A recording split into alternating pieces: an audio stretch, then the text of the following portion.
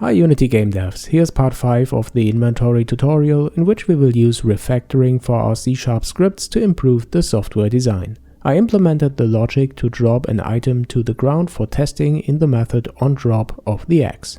This means that the X is the only object that can be dropped, and if you would like to drop the gem as well, you would need to implement the same logic in the gem script. We don't want this. So I will add a new script called inventory item base to add a base class for all inventory items. This is a basic concept in object-oriented design. The base class contains the logic that is common for all objects.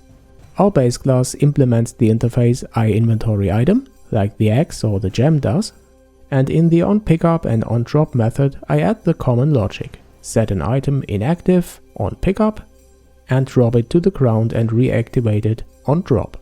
The name property I define as virtual so that a child class can override it. Great, now we have this base class, and instead of implementing the interface iInventoryItem for the X, we just derive this class now from inventory-item base because this already implements the interface iInventoryItem. So we can get rid of all this superfluous code now, and what is left for the X and the gem? Just the overwritten property for the name. The other logic is implemented in the base class. And the methods onPickup and onDrop of the inventory item base are also defined as virtual to be able to override it in the child classes. Okay, that's it. You can see the gem also derives from inventory item base now, and we can start the game and give it a try.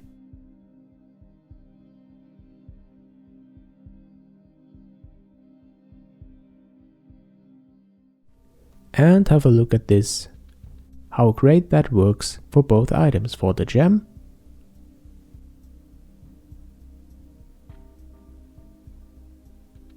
and also for the X. Well, I think we have a really good architecture now. With that we are able to add new inventory items by just writing 3 lines of code. Okay my friends, in the next tutorial I will implement the useItem logic so that the player can actually use the inventory items.